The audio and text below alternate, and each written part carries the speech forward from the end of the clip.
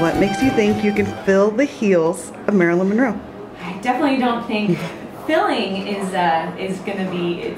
I'm here in her memory, obviously. Our piece is.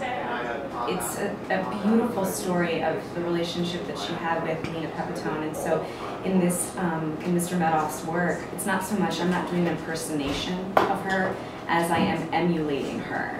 I definitely don't want people to think that I'm a Marilyn Monroe impersonator, because I'm not. I'm an actor, and I'm embodying the things. I'm trying to embody the things that made her so iconic, and what we loved about her, how her her charisma and her. How people just were naturally drawn to her, and just the things about her personality that was the star quality, that made her a star. So definitely, I'm not looking to fill her shoes. I don't think anybody can fill her shoes, and I'm just here trying to the best of my ability, just bring those characteristics to the production. How did you prepare for the role? Well, it's I was a fan of Marilyn all the time. I grew up doing musical theater. I've been singing and dancing for 27 years. So this is actually the first time I've done a play in about 20 years. For a while I was very much out of my element, and Dennis and Mark Medoff, they've just really embraced me. And so this whole process has been an absolute roller coaster, which has really been able to something manicness of the process I've been able to bring to the show. So basically, I did very little research, because again, this is a different story, and everyone has their own opinions. Everyone, says they know what happened, and that's still to this, extent, it's kind of what we're doing. It's Lena's story, and our show is based on a series, hours and hours of interview footage of Lena talking about her relationship with Marilyn, things behind closed doors, and so. For me, it's a very interesting experience, because again, she had a persona in public that we saw in public. The Marilyn, none of us knew really who she was behind her bedroom door. She didn't really talk like that, it was all an act. And as an actress, even when I'm at a press event or I'm auditioning, it's acting. And so I've been able to, Mark really wanted me to create my own voice for her, so it's very interesting. I do the entire show talking like this, and then there's certain moments then we go into the Marilyn voice, is what it's called in the show, and it then just brings a realism to what she brought to camera, and it's very interesting, because I talk just like this for the whole show. But I didn't do a lot of research, because they wanted me to come in with a very raw, level of not being, I guess, polluted by multiple stories and other people's take, because it was going to be our take on it. Mm-hmm. What was one of the most memorable moments on stage for you? Oh my gosh. Working with Lena, who plays Lena. She's an amazing actress, and trying to really work on the relationship these two women had. There's some of the moments I didn't realize how funny the script was until we actually got an audience, and she's Marilyn was funny. She's very sharp, very witty, and it's been some of the moments in the show where I'll say something and then the audience's response is oh my gosh, this is we know where the story is going, but there's still a really nice lightheartedness to it. But I think the most amazing, rewarding experience for me is the relationship I've been able to develop with my co-star, and how we are just kind of in this to the bitter end. We're taking this baby all the way, and it's been very special, very special. This cast is really exquisite and extraordinary. So I think honestly the whole best moment is just this whole process. Well, I heard last night you got a standing ovation, that it was just a very magical night for you. Yeah. And can you tell us a little bit what happened last night? Last night we had quite a few producers come up to New York, which was great, and having their support and feedback. My mother has been here, some of my best friends flew from North Carolina, my managers from New York, and actually my uncle, who I haven't seen in 20 years, came in, and that was very special, because I lost my father a few years ago, so him being there was very special. But yeah, it was the audience response. People are really, I mean, with the new work, we are still changing every day. You know, it's the process is really is intense. And again, like what people are seeing now will not necessarily be what they'll see in the next, you know, incarnation. And even from there, like, oh, it's all changing all through Broadway, and everything constantly, you know, is shape shifting. But yeah, last night it's been an incredible week here, and we're excited. The project has definitely got a future and is going to move forward, which is great because Lena's story should be told, and the memory that she wanted to leave with Marilyn is really, really beautiful. It's a beautiful tribute. And what do you have to say to anyone who hasn't seen the play firsthand?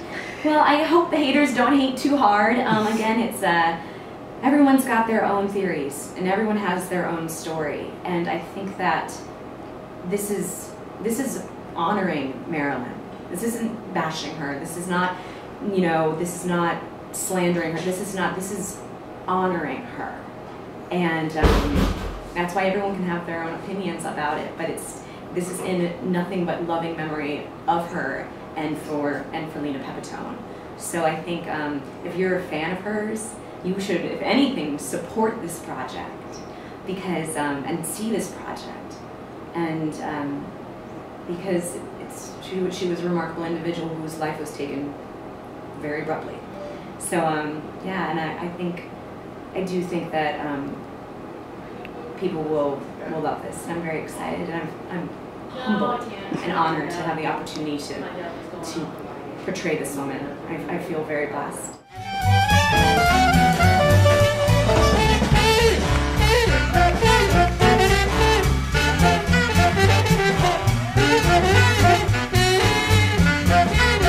How did you prepare for the role for Lena Pepitone?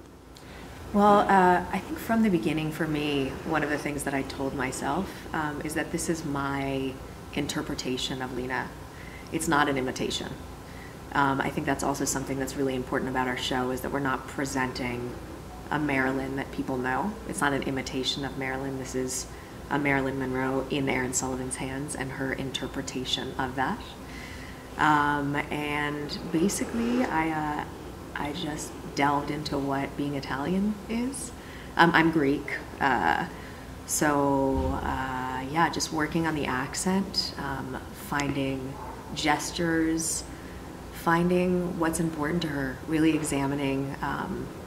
I go through like I statements before I start the show.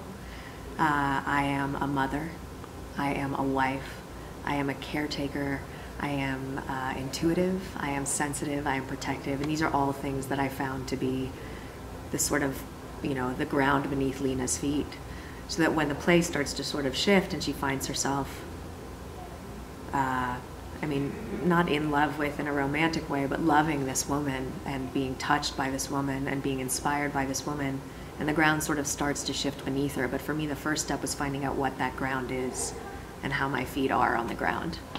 And then it's interesting when you see the play today, you know, my physicality changes as the play goes on. Like, she starts off as a little light-footed, not sure of certain things, and by the end, you know, I take up as much space as I can.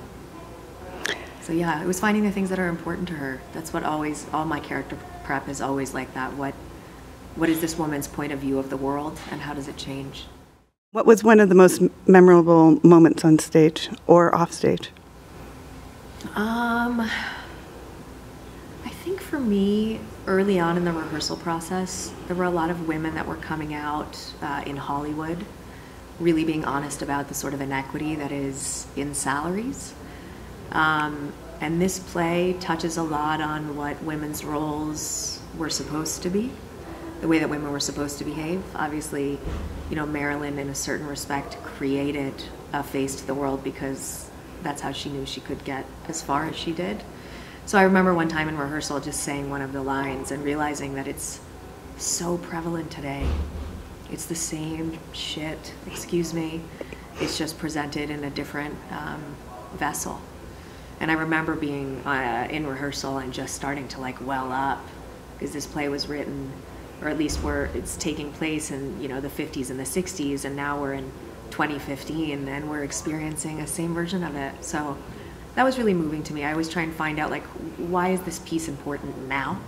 what is my job here? What is the story we're telling? And when I realized that that's the story, that's a big story, and it's not fair. Women work just as hard as men do. Yeah. And last night was a complete success, standing ovation. What do you have to say about last night? I mean, Mark Medoff is a genius. So I expect if we do our jobs as actors, which I think we definitely did last night, it's nice for people to respond that way. It's amazing to see people get up on their feet. Yeah, I don't know what, I mean, I love standing ovations. They're great, you know. I don't know what to say other than this show is it's like a freight train. It starts and there's just this sort of, the pace has to stay up and it has to continue, and I feel like if we meander away from that sort of pace, then there's just little holes. And last night there weren't a lot of holes. Last night was like our quickest show. So I think that allowed the audience to really just be taken on that journey with us, which is amazing. And then also for an actor, it doesn't really give you time to think, which sometimes is a blessing, you know? You're just like sort of running. I'm running from Lena's house to Marilyn's house to Lena's house, and I don't know where I am half the time. But that's when it's really good. When I'm forced to be incredibly present, because that's the way he's written this. I'm really excited to see it. Really and excited to have you. what do you have to say to the people who have an opinion about the show who haven't seen it? I mean, even the way you phrase the question, I think it's ludicrous that somebody could speak out against something that they haven't experienced. I think that is arrogant. I don't want to use worse words, but I think as a general rule to being a human, before you disparage something, experience it. I don't believe that anybody can be an authority if they haven't actually experienced it. So for me, I'm not even fazed by that. I think it's borderline laughable.